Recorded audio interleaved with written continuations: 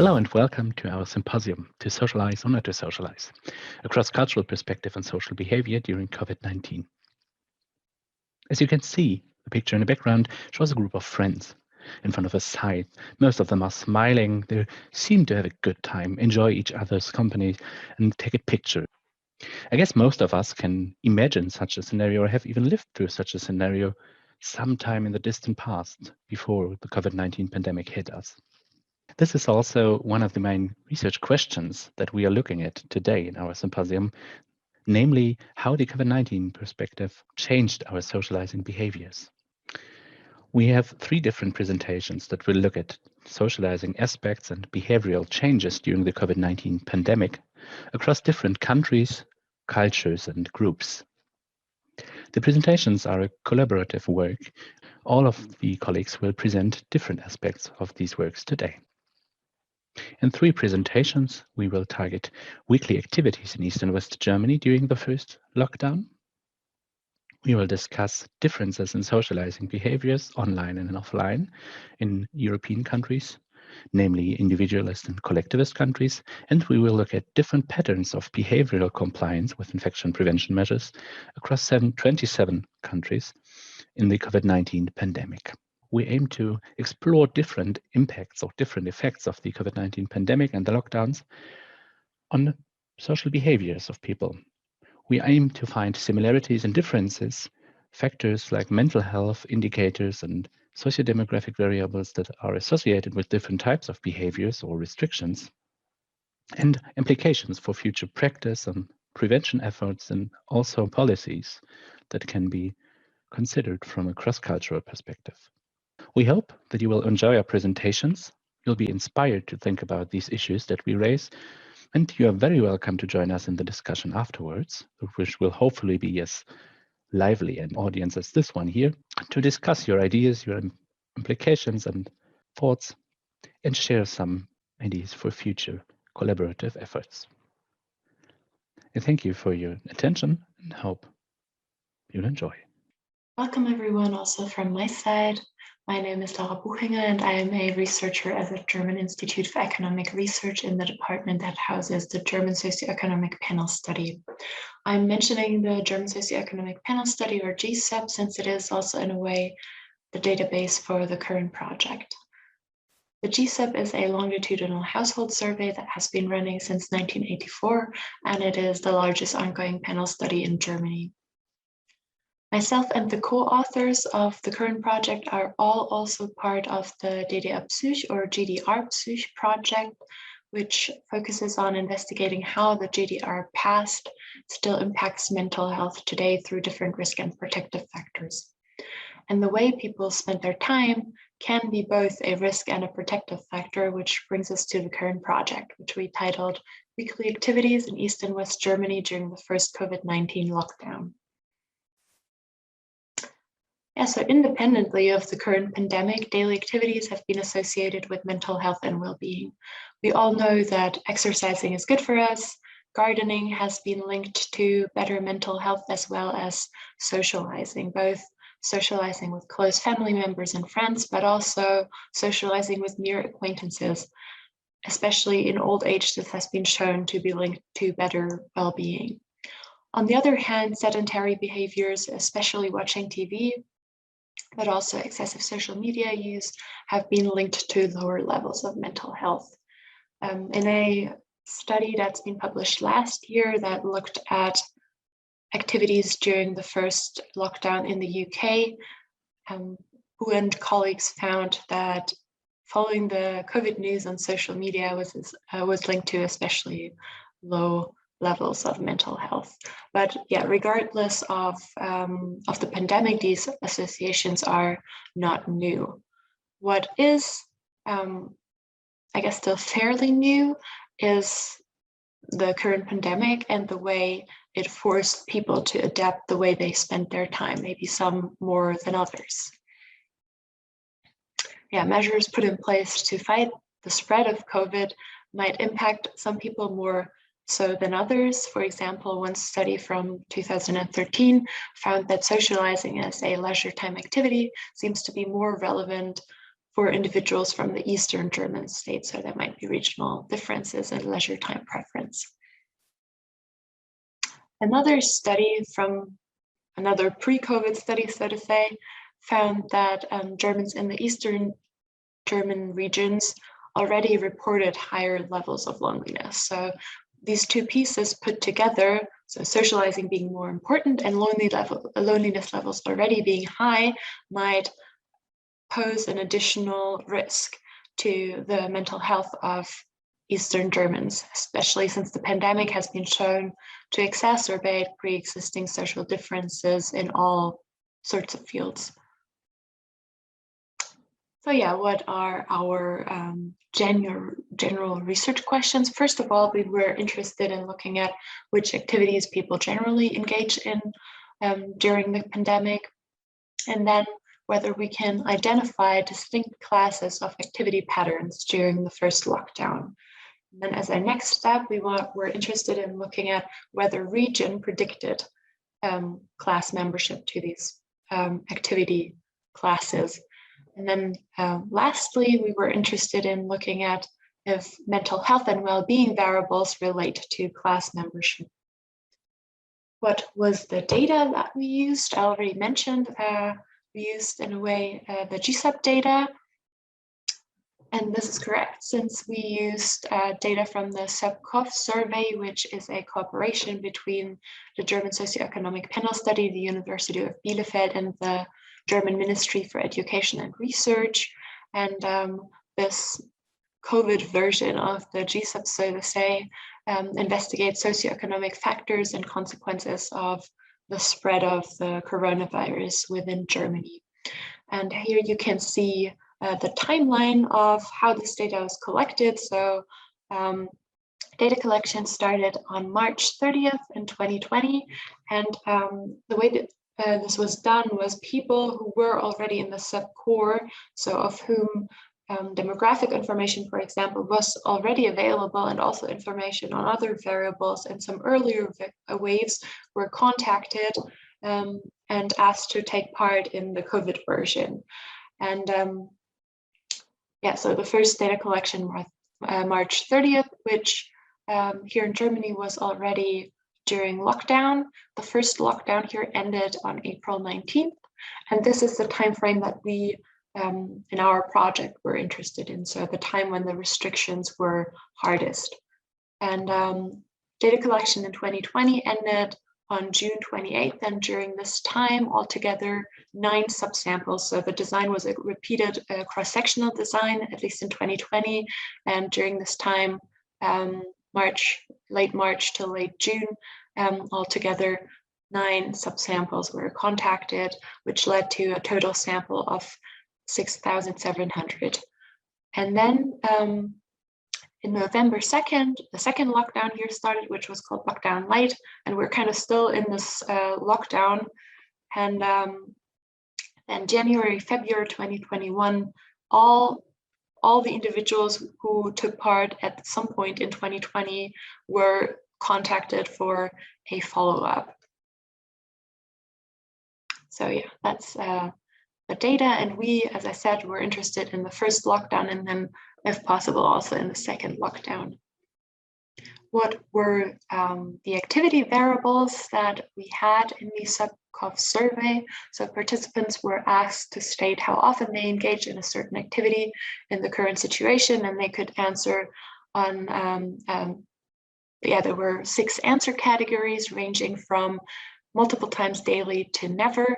However, when we looked at the distributions of these variables, we saw that a lot of the categories weren't used at all, and we tried different levels of aggregation of the answer categories and decided to dichotomize the items into 2 categories. One indicating that people engaged in this activity, so they did this activity at least once a week, and the other category indicating that people did not really engage in this activity, so less often than at least once a week. But comparing different levels of aggregation, we didn't lose that much information by dichotomizing. As you can see, a number of different activities were looked at. What was unfortunate was that the items were not the same throughout the course of the survey. So in the first lockdown, there was an item asking about social contact, but not distinguishing between face-to-face and contact via telephone or internet. Then they realized that that was probably not optimal and introduced 2 items that asked about face-to-face contact, but only after the first lockdown. So we could not work with these items. And they also dropped after the first lockdown the social media item, which you will see later on is problematic for us, since this was a important item. Which predictors were we interested in? I already said we were interested in looking at regional differences.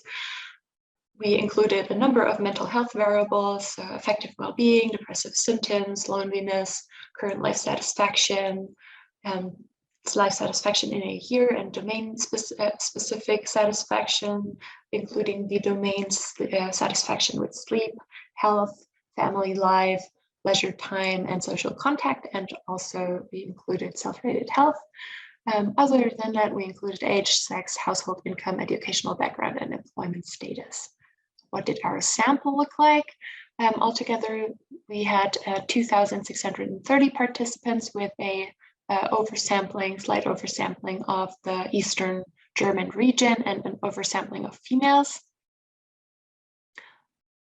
In looking at the follow-up, we had a dropout rate of 9.5%. However, dropouts did not differ significantly regarding age, gender, and region, but had significantly lower levels of education, used social media less, engaged less frequently in gardening, and had lower levels of life satisfaction. But all the other activity variables or mental health variables didn't differ. What was our analytic strategy? So as I said, we were interested in identifying different activity patterns. So we carried out a latent class analysis using M+ and comparing 1 to 6 class solutions using the IAC, sample size adjusted BIC, -2 log likelihood, low Mendel Rubin test, and entropy as fit criteria. We then, after choosing the ideal class solution, we did a multinomial logistic regression analysis with the predictors I just presented. And then we also looked at the lockdown 2 data descriptively and did a multiple regression analysis with the class, with class membership from 2020 and mental health outcomes 2021 as outcome. All the data preparation, also multiple imputation, as well as the multinomial logistic regression analysis were done in R, only the LCA was done with M+. Okay, what were the results? So here you see the results of our LCA models. And as you can see here the BIC is lowest for the 4th class, speaking for this class. Also, the low Mendel Rubin test indicates that this here is the last class where adding an additional class actually improves the model.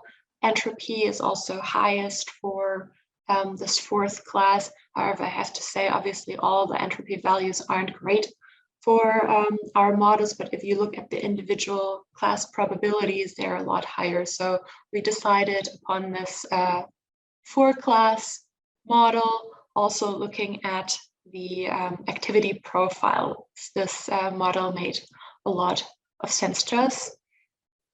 Yeah, so here you see the activity profile, and we called these 4 profiles a highly active profile, which is this, we have 2 highly active and 2 rather inactive profiles. The highly active profiles are the black ones, and the rather inactive profiles are the green ones. The items distinguishing best between the different classes, or especially within an active and an inactive class, are social media use, gaming, and reading. So this is also why it's so sad that social media wasn't included in the 2nd lockdown. We have 1 active class that does a lot of or everybody in this class does some form of gaming. And then we have one active class that does not do any gaming at all. We have one inactive class that uses social media, and another one that doesn't use social media, or where hardly anyone uses social media. So we call these classes highly active, no gaming, inactive, and inactive, no social media.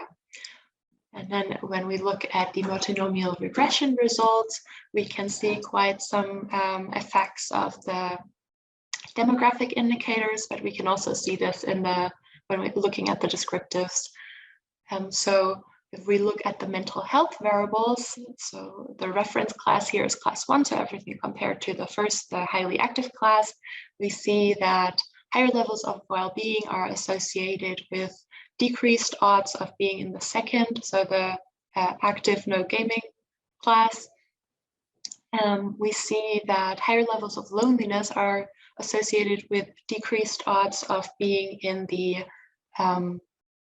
second, third, or fourth class, but the highest decrease here is for the third class, so a 16.3% decrease in odds of being in the third class. And then we see that higher levels of satisfaction with leisure time are associated with lower levels of being in class 4, which I guess makes sense since this is the inactive class. And higher levels of satisfaction with social contact is associated with decreased odds of being in the third class, which to us is kind of surprising since higher levels of loneliness is also associated with decreased odds of being in the third class. And now when we look at the classes descriptively, we see that the second and third class are older, and the first and fourth class are a little bit younger than average. The third class is by far the oldest class with an average age of almost 70. And we see that participants from the Eastern German regions are disproportionately represented in the third and fourth class. We see that income is lower in the third and fourth class, and that the proportion of individuals with a lower educational background is higher in the third and fourth class. Looking at the mental health variables, we see that there's actually not that much happening. So looking at depressive symptoms, class 1, 2, 3 are roughly around the same score, only the fourth one is a little bit higher. Looking at affective well-being, we don't see that much of a difference, and the best score here is actually the third class, so the inactive, rather old class. Looking at loneliness, also the third inactive, rather old class with more Eastern German participants has the lowest levels of loneliness. Looking at self-rated health, class 1, 2, and 4 are roughly around the same score, only the third class scores a little bit lower, which I think though is due to the older age. So it does make sense for older individuals to have lower levels of self-rated health. Okay, even though we could not cross-validate our model in the lockdown 2 data, since the indicators changed, we were still interested in looking at it descriptively, and since the data was available, why not, I guess. So here you can see the activity profile based on the manifest classes from the 2020 data. And as you can see, we still see kind of a similar pattern. So this highly active class still has the highest percentage of people who engage in some gaming, but generally we see a activity decrease for all classes, and we see a decrease in the differences between the highly active and the rather inactive classes. But this could obviously also be due to the fact that the second lockdown was during the winter time. And yeah, so the occasions or the options to do any gardening or outdoor exercises are just a lot lower compared to the springtime. Yeah, if we just go back here, you see the differences here are a lot larger compared to the 2021 data.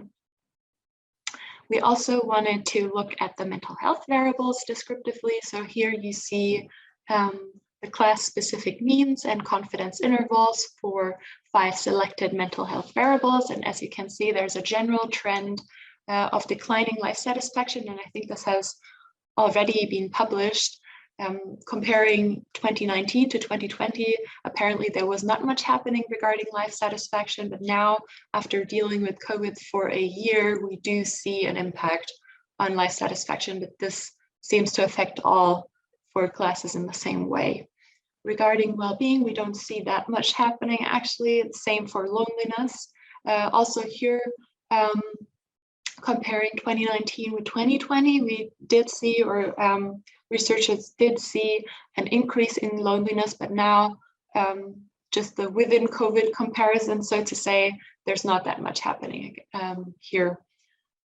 Also regarding depressive symptoms, we don't see that much difference. We do see, however, a self-rated health decline throughout all of our classes. Now, what we also found interesting was that here again, you see, although there's not much change happening from 2020 to 2021, we do see that our inactive, older, and with more Eastern German participants class, so the 3rd class, has the lowest levels of loneliness, as we already mentioned, but also in 2021. And this was significant regarding loneliness.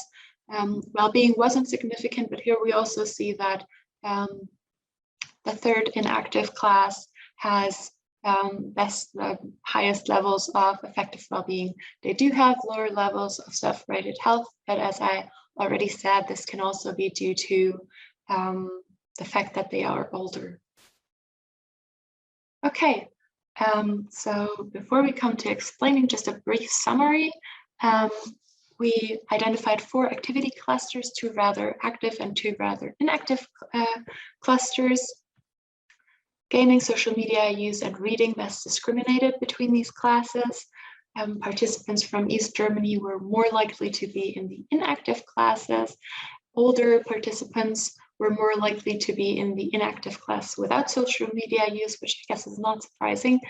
And class membership to the inactive class with no social media use, surprisingly, was linked to better mental health, especially lower levels of loneliness. And we thought this was surprising, since we would have assumed that classes in which activities that are generally linked to better mental health, like a lot of exercising, gardening, engaging in artistic activities, that these classes would then also, if we found any mental health differences, that the better mental health values would be in those classes, but we did not find that. So, and one explanation that we had for this was that older individuals, and maybe also individuals from a lower educational background, maybe didn't adapt their lifestyles as much, or they didn't have to adapt their lifestyles as much, since they didn't have that many options pre-COVID, so to say. So older individuals probably didn't engage in that many outdoor sports activities. People with lower income or lower educational background might not have the options to visit a lot of cultural events. And so the adaptation these individuals had to do with it during COVID weren't as challenging and as big regarding leisure time, obviously, compared to someone who led a very active lifestyle and had a lot of options of what to do with their time. And now everybody has to deal with kind of the same circumstances. So that was one explanation. And another explanation was that older individuals probably aren't as affected regarding worrying about job loss or actual job loss, which could in turn again influence mental health as well as the way people spend their time. Our project had some limitations. So as I said, we used rather broad categories of the indicators. Cross-validation in 2021 of our model was not possible due to exclusion of some discriminatory indicators. Our model had rather poor entropy. And obviously one could argue how comparable lockdown 1 is with lockdown 2, since one took part in the spring and the other one in the winter. And in the spring lockdown, people weren't already used to COVID. COVID was still rather new, but I think this is not necessarily a limitation. It's just something that you should keep in mind when interpreting these results. All in all, I still think it's a super interesting subject, and I'm curious to see how this association between time use and mental health develops over the course of the pandemic. In our data, we didn't find that the pandemic further exacerbated mental health differences. However, we did find a general life satisfaction decrease and a self-rated health decrease throughout all the classes, which I think is worrisome and should be monitored. That's it from me. Thank you very much for your attention, and I am curious to hear your questions and thoughts. Thank you. Hi, my name is Laura Altweg. I'm from the University of Greifswald in Germany, and I will be presenting the analysis entitled Socializing After the COVID-19 Lockdown, an Examination Across Individualist Collectivist Europe, which is the second talk of this symposium. Let's start with a little bit of background. Socializing, the main concept that we are looking at in this analysis, is the act of meeting for social purposes or to participate actively in a social group. Papers that have examined socializing and social isolation in relation to psychosocial health have found that social isolation is related to a greater number of symptoms of mental disorders like depression and anxiety. Loneliness is also related to a variety of health conditions in older people, like health conditions, cognitive decline, and increased mortality. Now we have the situation that over the last year, governments across the world have enforced a number of policies with the aim to reduce the infection and the spread of COVID-19, which has especially been geared at protecting vulnerable populations like the elderly, which is the population we are looking at in the current analyses. Policies include social distancing, a reduction in social contacts, home confinement, or a curfew. These policies have forced the population to radically change their day-to-day lives and especially how they socialize. Papers from the last year have found that individuals from marginalized populations like older populations showed the greatest drop in mental health. And a drop in mental health levels following lockdown regulations is also seen. What is yet missing, which is what we are aiming to address in the current analyses, is the examination of the direct link between socializing and mental health.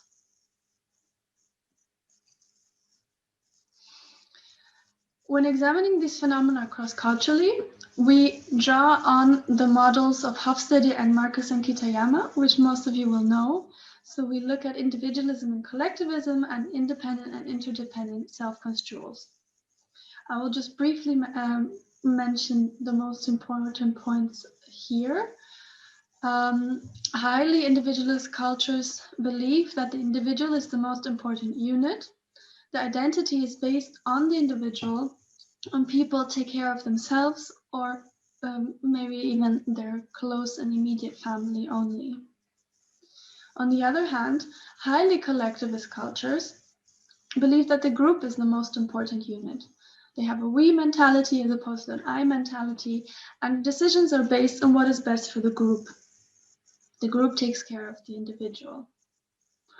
While most research and studies that use these concepts compare Asian versus European or North American cultures, the concept has been applied worldwide, and we apply it to European context where our data set has a number of European countries, and we chose 6 countries that are for us the best representative of the spectrum of individualism.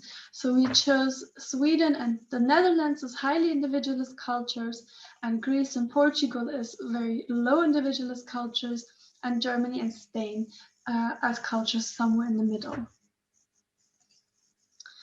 So what exactly do we want to look at? Well, first of all, we want to find out how varying individualism and collectivism across European countries is related with socializing after the COVID-19 lockdown. And second of all, we want to find out whether psychosocial health is differentially related to socializing. How did we do this? We drew on the special COVID-19 questionnaire from the Survey of Health, Age and Retirement, SHARE for short, which is a European panel study. The special questionnaire was collected last year in 2020 in between the 2nd of July and the 14th of August.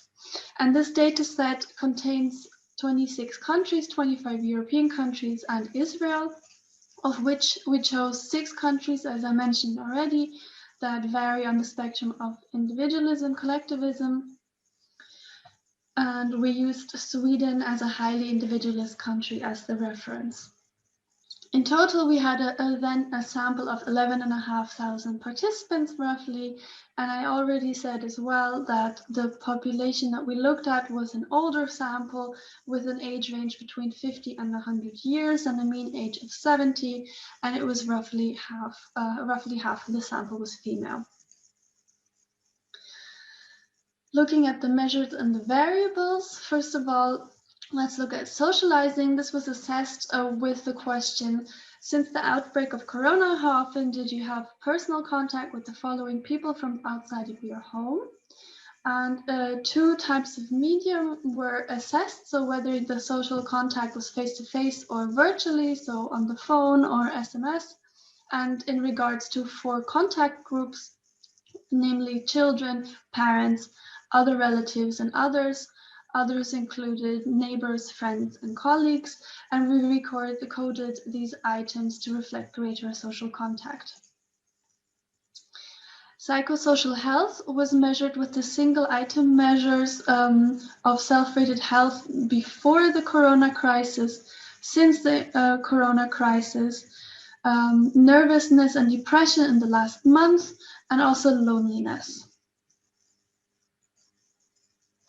We controlled for socio-demographic background, namely age, sex, partner and household size, and we also controlled for COVID experiences, namely whether the participant or someone close to the participant had experienced symptoms of COVID, had a positive or a negative test result of COVID, or whether they or someone close to them had been hospitalized or even died because of COVID.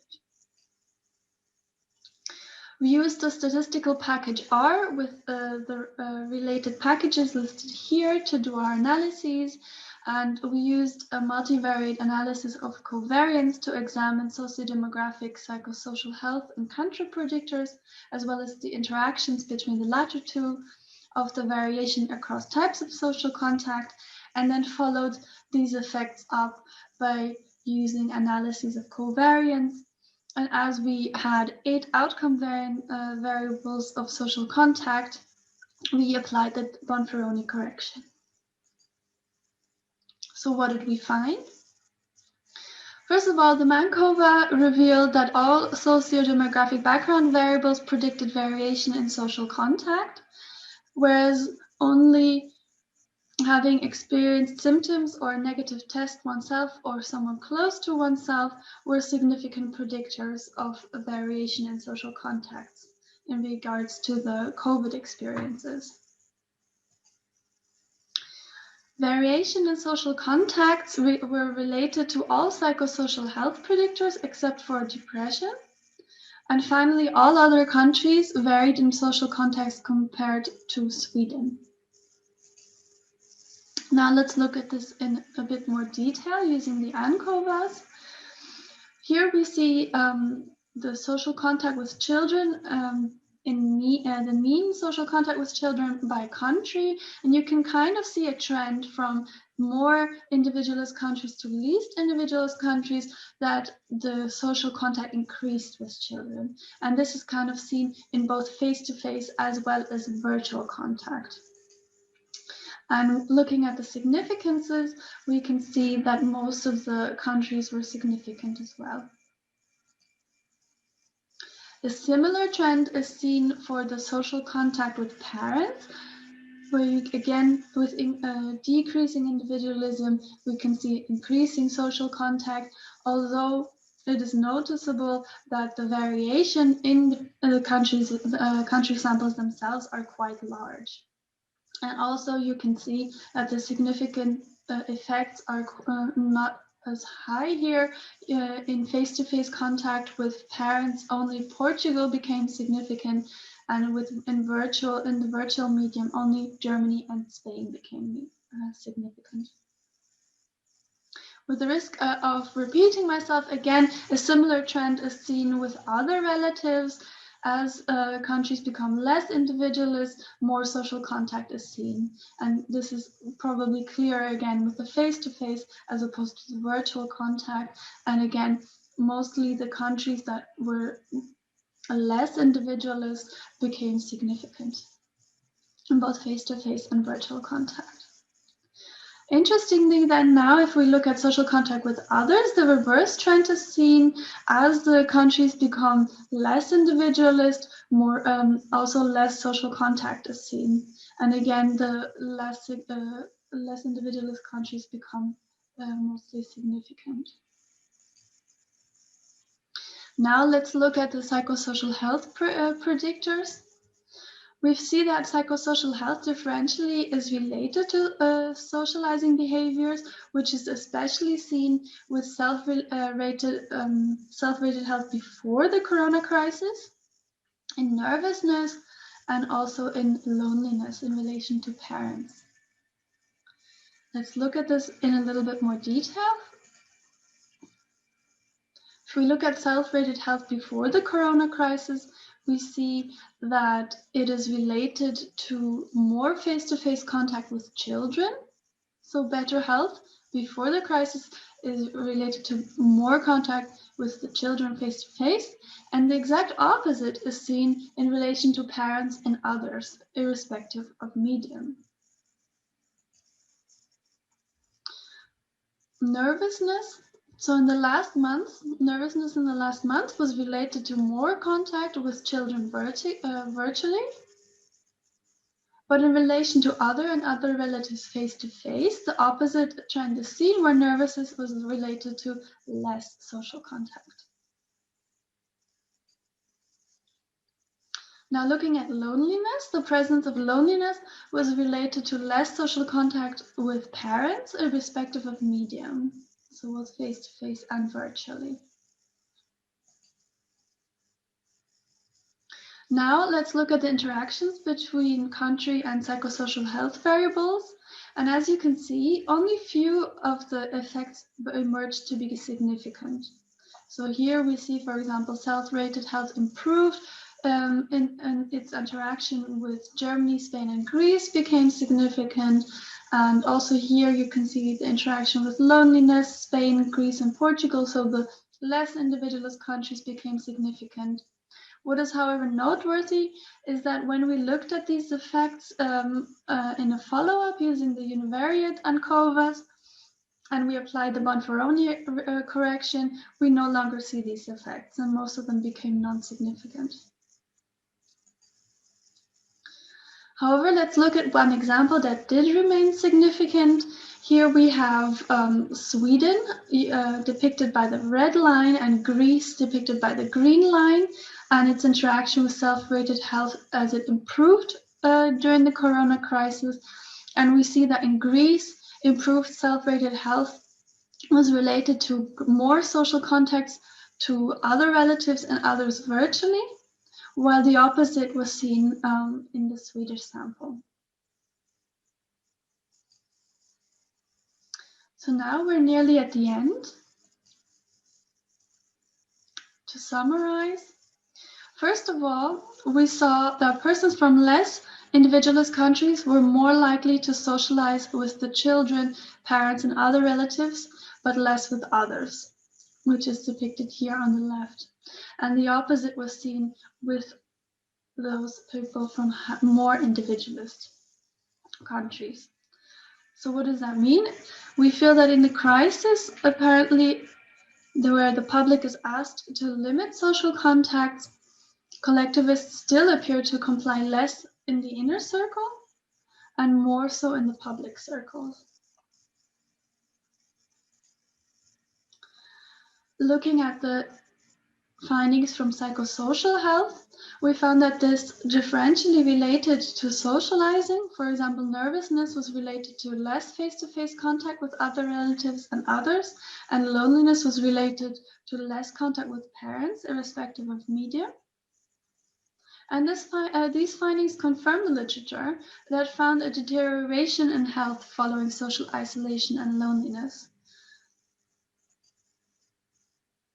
However, when we examined the interactions between country and psychosocial health, we only found a few significant effects. So what does that mean? We found that culture-specific norms for socializing emerged. So it's likely that due to the varying standards and norms of socializing behaviors, these were seen and separate in specific countries. We also found that cross-national similarities were overarching in the psychosocial impact, psychosocial health impacts due to the deviations from these culture-specific norms for socializing. So what we propose is that health promotion campaigns should be culture or country specific to address the relevant norms of socializing behaviors, because these deviations in term from these norms have potential health implications. Naturally, our analysis is not without its limitations, so I will address these briefly here.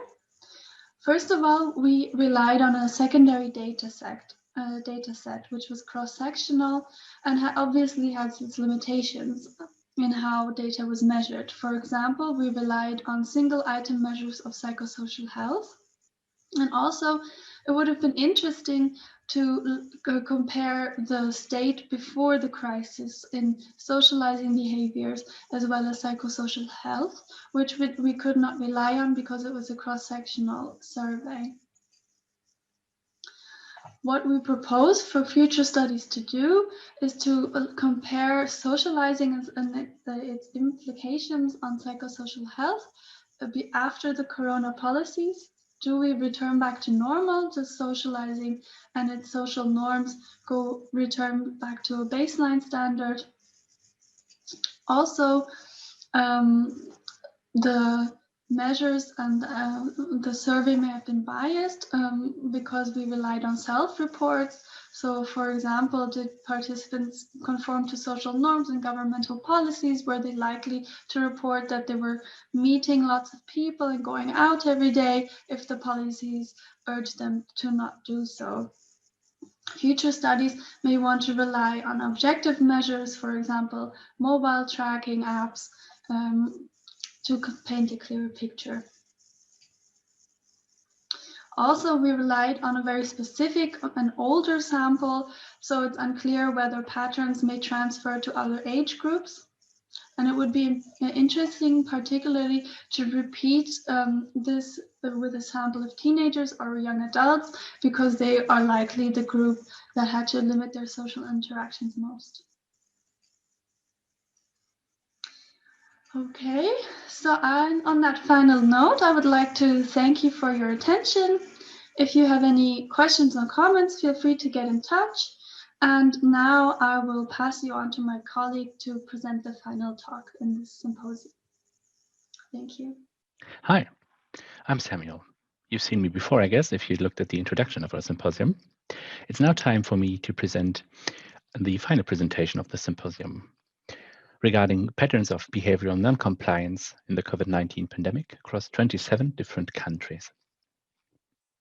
As you can see below, the work was done together with my colleagues Thomas and Laura, You have seen Laura as well. She has presented the second presentation in the symposium.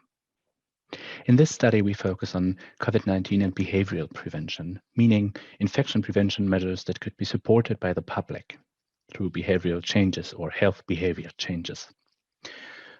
I'm guessing all of you have received promotional and informational material of one sort or another to promote safer choices, safer behaviors such as frequent ventilation, hygiene behaviors, wearing face masks, and so on.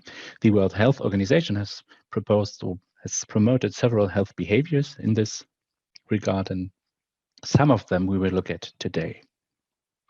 Research so far, and also based on previous pandemics, as in the review article by Bishop and Mickey, shows that behavioral prevention is one of the most effective prevention measures, let's say, for pandemics and infections.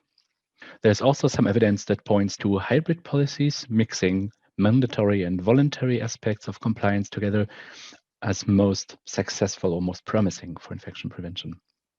Overall, we can summarize that behavior change models that focus on individual behavior change and also collective behavior change are very useful in this case because they can support the development, the implementation, and also the evaluation of frameworks of health promotion campaigns and so on.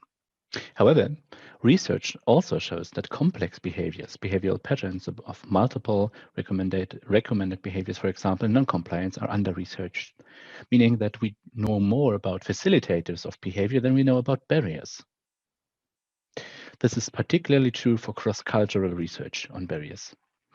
A lot of research has looked at, for example, mental health consequences, psychosocial stress or risk perceptions, and also in some cases behavioral compliance, but usually not in a very sophisticated way that allows us to capture the real complexity and interaction of different behavioral components. In fact, previous research shows that about 50% of samples are non-compliant when looking at multiple behaviors. So this is a clear target for future public health efforts. So far, health concerns or complaints, restrictions of social behaviors, and fears of stigmatization are listed as typical barriers to implementation. If we apply a more thorough look at behavioral components, for example, through the socio-ecological model, we can think of different influencing factors on behavior change and also on compliance in a complex way. We have the individual at the core with individual behaviors, of course, but also determinants like sex, age, health, and so on that can influence one's behavior. We also have micro and meso systems like families or school social contexts in which people interact in their daily life. We have exosystems like neighbors or social services, but also local politics. So, for example, if local policies address compliance behaviors, this could be reflected here. And finally, we have the macro system, the shared attitudes and cognitions and ideologies of a culture or within a country. And in a sense, this kind of approach is one that we are using for our research here. The research questions we can describe are what patterns of behavioral compliance we find, how they differ between the countries we examined, and how these patterns are related to risk perceptions, health concerns, and social restrictions in different countries. For the analysis, we use the secondary data analysis of the shared data set, and we use the special COVID-19 section that was collected in summer 2020. The sample here is restricted to older adults, meaning 50 years and older, to examine at-risk populations for COVID infections, but also for adverse trajectories of COVID.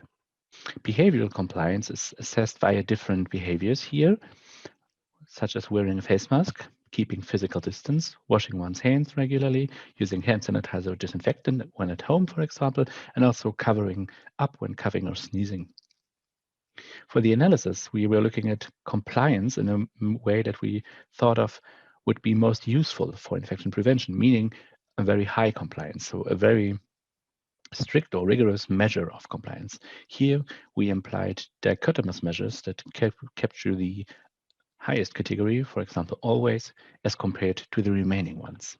We also captured psychosocial health of participants via their self-rated health before and since the COVID-19 pandemic, their nervousness, depression, and loneliness in the past month or in the last few months, and their COVID-19 experiences, meaning whether they or anyone close to them have experienced COVID-19-like symptoms, have been tested positively or negatively, for COVID-19 and have been hospitalized due to COVID-19. And finally, we also looked at socio-demographic data, and here we collected age, sex, male or female, living with partner in household, and household size as potential predictors. For the analysis, we decided to conduct a latent class analysis of behavioral measures to capture the complexity of behaviors via cross-country level models, country level models, and the presentation of item or indicator probabilities for each class, meaning a value closer to 1, indicating a higher probability of endorsing a behavior. And for the analysis of predictors, we looked at multinomial logistic regression models where we predicted compliance or rather non-compliance by including psychosocial health, sociodemographic data, and COVID-19 experiences. We analyzed data of about 50,000 people with a mean age of 70 years. The table here presents some of the fit measures for latent class solutions.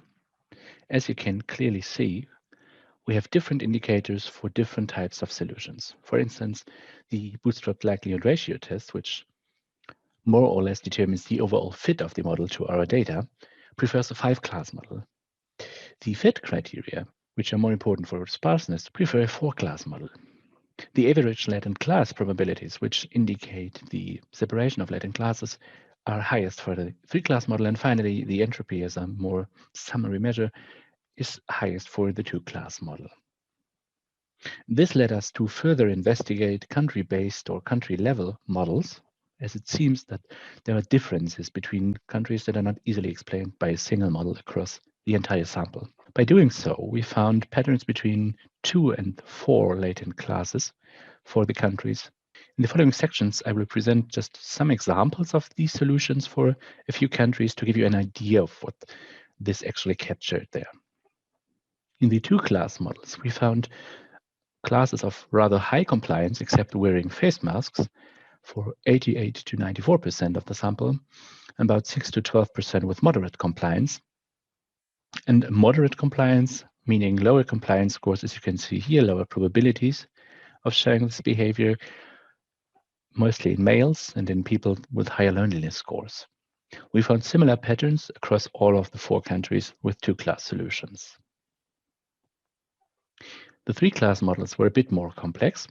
We also found a class with high compliance scores from 32% to 84% of the sample, so there was a big variability here between countries. We found a class of moderate compliance, which we labeled personal hygiene, which was usually the smallest class from 4% up to 22%, and then a class with low compliance, which ranged from 7 to 48% of these samples.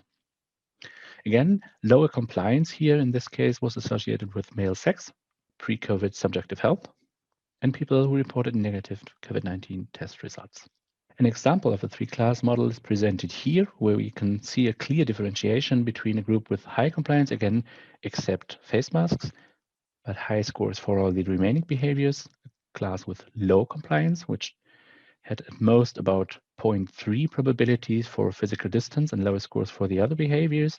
A 3rd class with moderate compliance with high compliance scores for more personal behaviors, as we labeled them, meaning hands, sanitizer, and coughing, and also lower probabilities for more socially oriented behaviors like wearing face masks, which is especially important when in public, and keeping physical distance, which requires at least the presence of another person.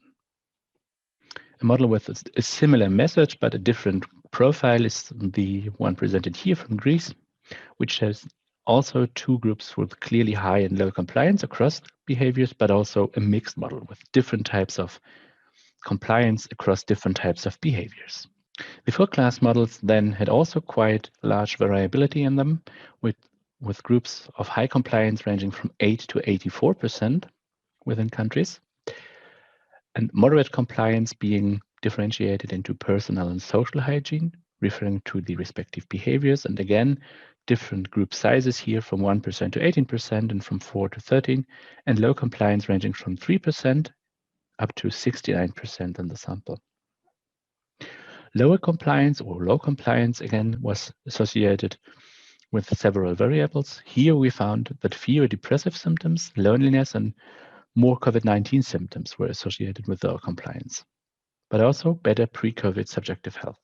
As an example, the 4-class model of Italy is presented here, where we can again clearly see two classes that represent high and low compliance almost across all behaviors, as you can see here. But then two mixed types where one has quite high probabilities for most, as we labeled them, personal hygiene behaviors, and lower for the remaining ones. And another profile with very high probabilities for physical distance. But let's jump to the next one of Israel here with a very high score of low compliance. Again, two profiles which are quite clear here near 1.0 and here about 0.3, 0.4 for most behaviors. And then two mixed groups, one again with more personal health behaviors and one with more social hygiene behaviors. In sum, we found 4 countries with 2 latent classes, 16 countries with 3, and 7 countries with 4 latent classes. So we found quite different profiles of behaviors with different implications. All countries that we examined had at least one class with high compliance across all indicators, and in most cases, this class was the largest one.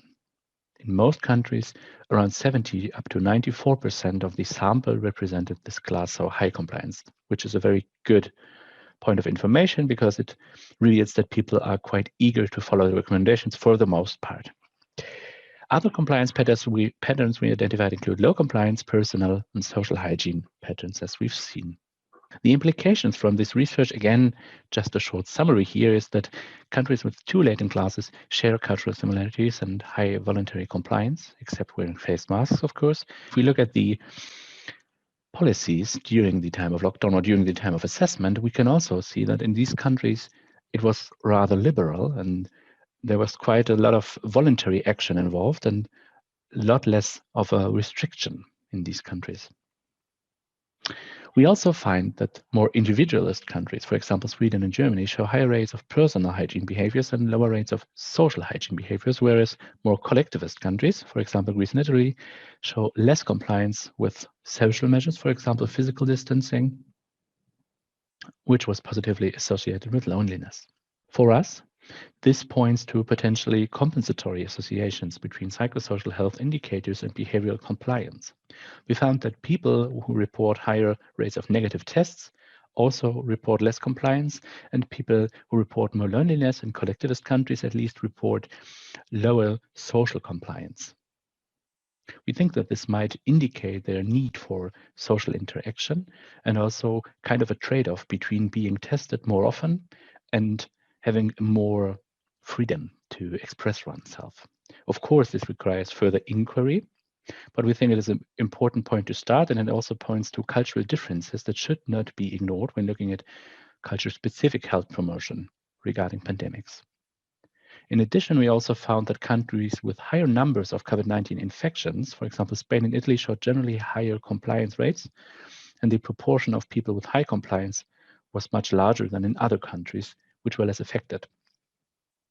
In our mind, this points to potential media effects and the role of the risk perception here. So this also would be an interesting future research question. Of course, no study is without its limitations. So just to quickly summarize them again, this was a cross-sectional analysis or a cross-sectional survey. We analyzed self-reports of behavioral compliance in a rather selective sample and restricted age group, older adults here in this case. And because the survey was quite a large one with different research questions in mind, we only had short measures to imply here. So the complexity of the issue was reduced and it might challenge the psychometric properties. Nevertheless, we hope that we could inspire you and provide some input for the discussion of our findings. Here are the references.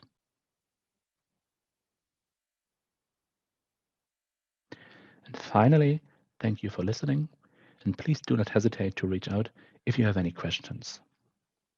Thank you.